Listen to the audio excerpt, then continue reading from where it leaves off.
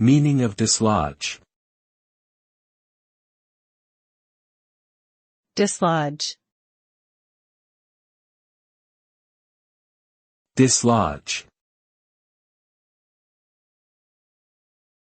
Dislodge. Dislodge. The term dislodge refers to the act of removing or displacing an object or person from a particular position or place. The result of dislodging something is that it becomes loose, unsteady, and unstable.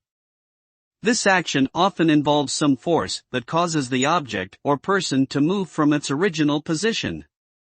For instance, dislodging a stone from a wall may require a hammer or chisel to loosen it from its original location. Dislodging can also refer to the act of removing someone from their position of authority or power, such as being voted out of office.